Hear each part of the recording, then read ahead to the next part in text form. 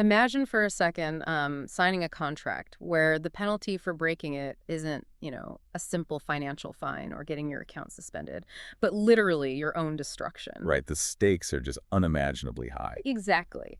And before we unravel this ancient life or death mystery today, I just want to warmly welcome you to the deep dive by offering a divine blessing for your day and honestly for your entire week ahead. May you find clarity, purpose, and just a really profound sense of peace in whatever you are tackling right now. I mean, that is just a great posture to start with, Mhm. especially given the sheer gravity of the historical moment we're about to explore today. Yeah, it really is. Because today's mission is taking us into some truly fascinating territory. We are exploring the final chapter of the book of Joshua, so chapter 24. The super famous chapter. It is. But we aren't just reading the surface text. We are leaning heavily on the historical context and the archaeological insights from comprehensive resources. Specifically, the Holman and NABA study Bibles, just to decode what is actually happening beneath the words. And that's so important because this specific text is, well, it's so often summarized as this simple, sentimental farewell speech. Yeah. A leader looking back on a long career and offering some folksy wisdom before handing over the reins. That's a nice little retirement party. Right, exactly. But when you strip back the cultural layers, you realize it's a deeply complex, highly rigid legal document. Yeah, it completely flips your expectations. You expect the ancient equivalent of someone getting a gold watch. But what you actually get is this shockingly honest, almost embarrassing national history lesson. And frankly, an absolute masterclass in drawing a line in the sand regarding loyalty. It really is a line in the sand. So to set the scene, Joshua gathers absolutely everybody, the tribes, the elders, the judges, the officials of Israel. And they all converge on this place called Shechem. Right. Now, to a casual reader, Shechem is just, another dot on an ancient map. But diving into the archaeological data, this location was a very deliberate, almost aggressive choice. Oh, absolutely. The physical setting of this gathering completely changes how you interpret everything Joshua is saying. How so? Well, excavations at the site of ancient Shechem, specifically this area known as Tel Balata, they reveal that during the Bronze Age, this was not some neutral, quiet, pastoral hillside. Okay. It was actually a massive, fortified center for pagan worship. Wow. So they aren't retreating to a quiet, holy sanctuary to have this really intimate spiritual moment. Not at all. They are walking right into the absolute center of the competing culture. Yeah, they are standing quite literally in the shadow of a massive temple fortress. It was dedicated to a local deity, the Temple of El-Bereth. You really have to visualize the sensory experience of this moment. Right. Like, what did it smell like? What did it sound like? Exactly. Joshua is calling the Israelites to renew this exclusive, life-altering covenant to the one true God. And he's doing it while the smoke of pagan sacrifices might literally be in the air around them. That is just wild. It's the ultimate spatial ultimatum. It makes me think of, imagine hosting a summit on digital privacy and data protection. Okay, I like where this is going. But you intentionally rent out the lobby of the world's biggest, most notorious data mining corporation to do it. Yes, that is a perfect analogy. You are making a massive intentional statement just by choosing that zip code. You are forcing your audience to look right at the alternative while you ask for their total allegiance. He is confronting the cultural reality head-on. Yeah. I mean, there is no hiding in a safe religious bubble here. He is standing in the middle of a cosmopolitan, polytheistic hub and demanding a singular choice.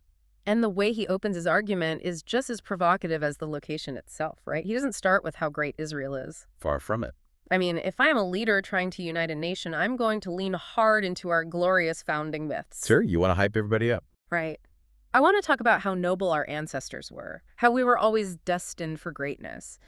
But Joshua gives them a history lesson that completely refuses to sugarcoat their own messy past. He really doesn't pull any punches. No, he explicitly points out that their founding ancestor, Terah, the father of Abraham, lived beyond the Euphrates River and worshipped other gods. Which is just a scandalous detail to bring up in front of the entire nation at a covenant renewal. Why is it so scandalous? Well, in the book of Genesis, Terah's idolatry isn't explicitly detailed, though historical data does show that moon worship and various polytheistic practices were incredibly common in the region of Ur where they originated. So it was just a reality of where they came from. Right.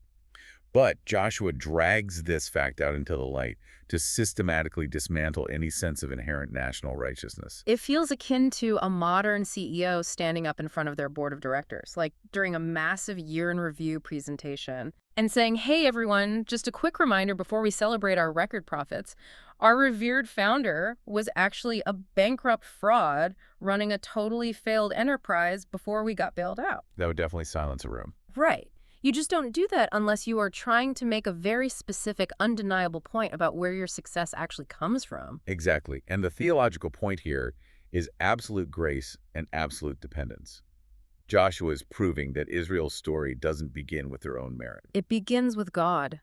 God reached into a family of ordinary idol worshippers, pulled them out of obscurity, and orchestrated every single victory since. He tracks the whole history from Isaac and Jacob to Moses and Aaron. The Exodus, everything. Yeah, the Exodus, the defeat of the Amorites. And at Right. every single step, the emphasis is entirely on divine intervention. Which actually brings us to the military victories, and there's this detail that always seems to trip people up. The hornets. Yes, the hornets. Joshua reminds them that God sent hornets to drive out the enemy kings ahead of them. A classic debated text. I mean, it is really easy to read that and picture a literal bee-movie plague of giant killer bees, just swarming the battlefields and stinging the Amorites into submission. Right, which sounds terrifying, but maybe a bit literal. Yeah, because looking at the cultural context of the ancient Near East, this feels much more like psychological warfare, doesn't it? It is a really profound psychological metaphor. If you look at the notes in ancient literature, the concept of a stinging insect or a hornet was frequently used to describe a sense of divine panic. Oh, like a buzzing terror in your mind. Exactly. Terror or overwhelming dread. Ah. God sent a prevailing sense of terror ahead of the Israelite army, so the Amorite kings just lost their resolve. Their alliances crumbled from the inside out due to sheer panic. So they didn't win because they had better swords or better tactics or even a bigger army. No. The enemy experienced a total psychological collapse before the battle even began. It is basically the Bronze Age equivalent of shock and awe tactics. That's a great way to put it. But Joshua isn't just recounting this history to make them feel small or dependent.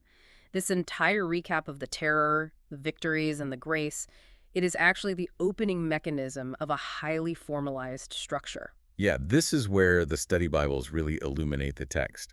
Because the way Joshua communicates this history is a direct reflection of how ancient empires conducted international relations. This blew my mind when I read it. It is so cool. He is utilizing the exact framework of what's called a suzerain-vassal treaty. A suzerain-vassal treaty. Right. This was the standard legal contract used by dominant powers, like the Hittite Empire, at the time when they established dominance over a subordinate nation. So Joshua isn't just giving an inspiring off-the-cuff speech. He is literally filing legal paperwork out loud in front of everyone. Exactly. Let's break down the rules. A suzerain was the great sovereign emperor, and the vassal was the lesser king or the conquered people. Okay, that makes sense. And these treaties had a very rigid, predictable formula. First, you have the preamble, which introduces the sovereign. And Joshua does this right at the start by declaring, "Thus says the Lord." Boom, sovereign introduced. Right. Next comes the historical prologue, which is the entire history lesson we just discussed. The suzerain reminds the vassal of all the benevolent, gracious things he has done to earn their absolute loyalty. So it's essentially the, hey, here is my resume of why you owe me absolutely everything section of the contract. That is exactly what it is. Yeah. Then come the stipulations. So these are the actual demands, the laws, and the exclusive loyalty required. Okay. That is followed by a written record of the agreement, the naming of formal witnesses to the treaty, and finally, the implied blessings for obedience and curses for rebellion. And Joshua 24 hits every single one of those structural requirements. Flawlessly. It maps over it perfectly. I have to admit, when I first realized this was a rigid political contract, it created a bit of tension for me. Oh, really? Why is that? Well, doesn't framing this deeply spiritual relationship as a political vassal treaty make it feel somewhat, I don't know, cold? I can see It that. feels a bit transactional for a relationship that is supposed to be about divine devotion and love, right? That tension is very real for a modern listener, for sure. Yeah. But we have to recalibrate our vocabulary to the ancient Near East. Okay. In the context of these ancient treaties, the word love was actually a political term. Wait, really? Yeah, it was synonymous with absolute loyalty and exclusive allegiance to the suzerain. So to love the king meant to strictly keep the terms of the treaty. Oh, wow. That completely shifts the perspective. So By using this rigid legal format, God isn't being cold and distant. He is just being incredibly clear in the language they already speak. He is establishing the ultimate gravity of the relationship. I mean, a suzerain-vassal treaty was not a casual alliance. It was literally a matter of life and death. High stakes. Very high. If a vassal rebelled or, made a side treaty with another king, the suzerain would return with his armies and entirely destroy the rebellious nation. Wow. That was the established, universally understood rule of the ancient geopolitical world. So God is stepping into their cultural framework to say, the stakes of this covenant are total. This is not a hobby. This is your survival. Knowing that life or death context makes Joshua's next move so much more intense. It really does. Because he finishes the preamble and the history, and then he drops one of the most famous ultimatums in human history. Choose this day. Yes. He looks at the people and says, choose this day whom you will serve. You can serve the ancient gods your ancestors worshipped back in Mesopotamia. You can serve the gods of the Amorites whose land you are standing in right now. Or you can serve the Lord. He lays it all out. And then he draws his own line in the sand. As for me and my house, we will serve the Lord. He forces a definitive crisis of decision. He removes any middle ground whatsoever. And the people's immediate response is fascinating because they say all the right things. They immediately agree. They do. They shout, "Far be it from us that we should forsake the Lord to serve other gods." They even recount the history lesson back to him, proving they understand what God has done.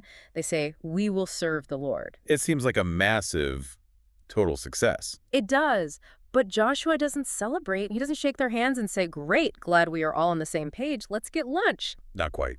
He pushes back with an incredibly shocking statement. Yeah, in verse 19, the people declare their loyalty, and Joshua immediately replies, "You cannot serve the Lord, for he is a holy God, a jealous God.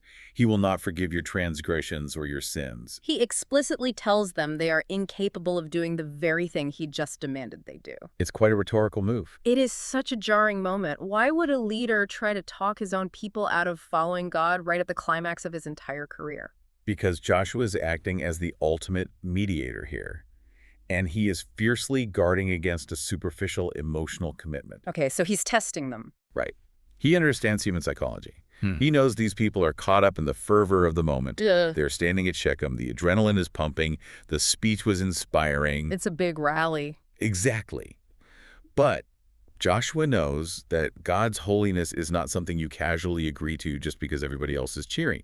God is a jealous suzerain.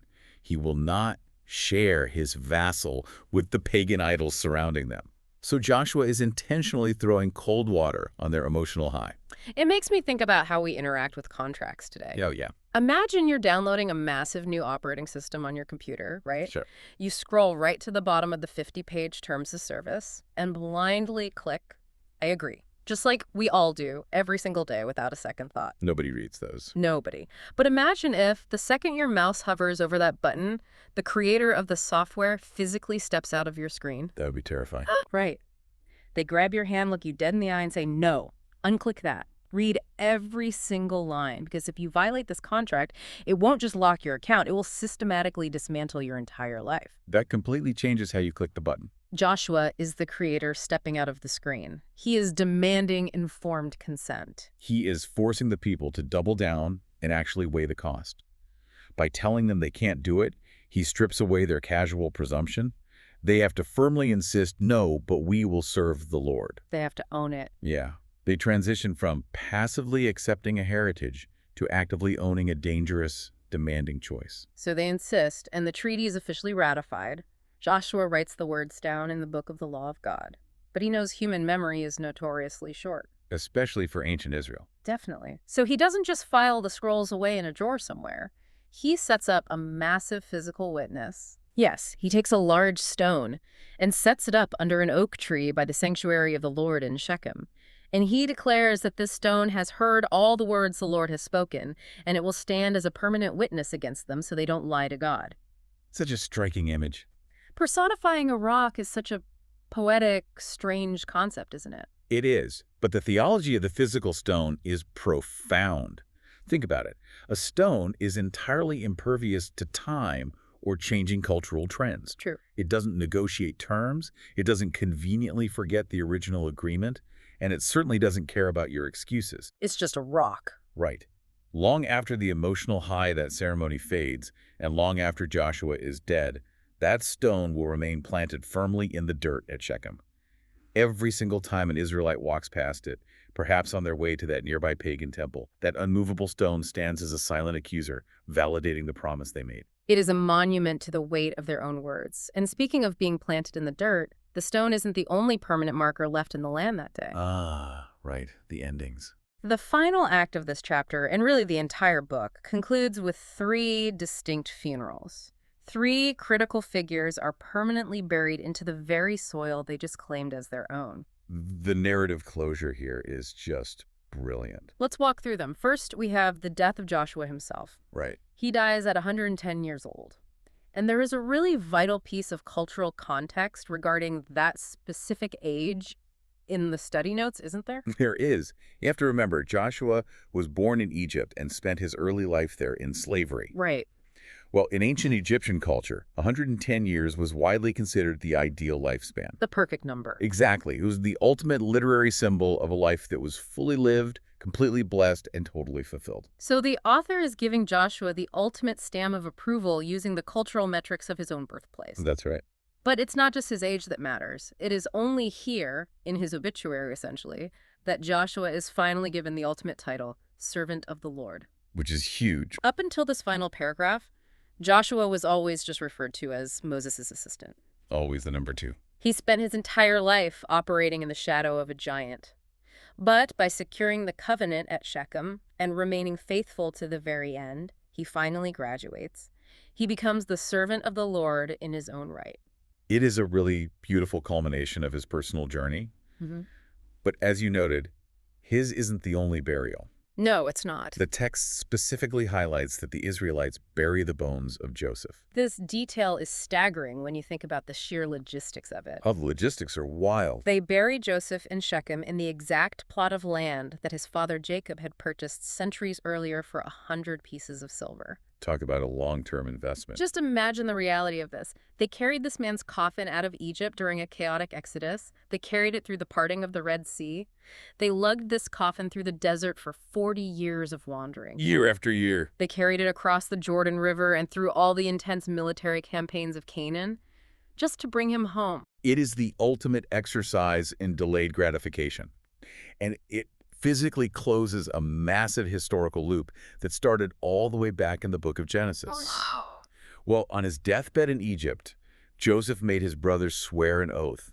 He said, God will surely come to your aid, and then you must carry my bones up from this place. Oh, wow. Joseph believed in the promise of the land so fervently that he absolutely refused to let his story end in an Egyptian tomb. He wanted to be in the promised land. Yes. So centuries later, the receipt from Jacob's real estate purchase is finally cashed in. The promise is literally put to rest. That's a great way to put it. And then there is one final burial to close out the book.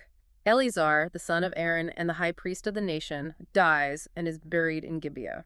And Eleazar's burial represents the securing of the religious institutions. So think about what we just saw. You have the political and military leadership transferring with Joshua's death. Right. You have the ancestral historical promises fulfilled with Joseph's bones. And you have the continuity of the priesthood cemented with Eleazar. When I look at these three funerals side by side, so the military leader, the ancestral patriarch, and the high priest, it feels like a massive historical door slamming shut. It really did. They are planting their past, their present, and their future deeply into the dirt of the promised land at the exact same time. You are watching a nation definitively bury its era of wandering. The time of looking toward the horizon and relying on ancient promises is officially dead. The waiting is over. The era of possession, of dealing with the harsh day-to-day realities of living in the fulfillment of those promises, has begun. The baton is passed to a new generation who now has to actually live under the rigid stipulations of that suzerain vassal treaty they just swore to uphold. And it is an incredibly heavy baton to take, because they have the land, yes, but they also have that silent stone sitting under the oak tree, constantly reminding them of the terms of service. Watching them. And as anyone who reads the subsequent book of Judges knows, living up to a monumental promise is vastly more difficult than making it in the heat of the moment. Oh, absolutely. That tension, the friction between the ease of our words and the difficulty of our follow-through, that doesn't just belong to the Bronze Age, it belongs to us. Which brings me to you, listening to this deep dive right now. I really want you to reflect on how you make your own commitments. The modern application of Joshua's treaty is surprisingly convicting, honestly. We live in a culture defined by easy promises and totally disposable words. We click, I agree on contracts we haven't read. We casually text, I'll be there and cancel at the last minute. We make grand New Year's resolutions that are entirely forgotten by February. Guilty as charged. Right. But Joshua's intense, demanding leadership challenges us to understand the true weight of the loyalties we claim. I think the thing to remember is that Joshua set up a massive physical stone because it heard the covenant. It served as a tangible, unmovable reminder of a fleeting verbal promise. In our modern lives, where agreements are often just a quick digital tap on a glowing screen, and our words just vanish into the ether the second we speak them, what physical stones or permanent markers are you leaving behind to hold yourself accountable to your most important promises? That is such a profound question to chew on for the week ahead. When we click I agree in the reality of our own lives, are we truly ready to endure the terms of service? Well, we have covered some incredible ground today, from fortified pagan temples and ancient legal treaties to a 40-year road trip with a coffin. I want to say goodbye for now and declare that God blesses all the listeners. Keep digging deep, and we'll catch you on the next one.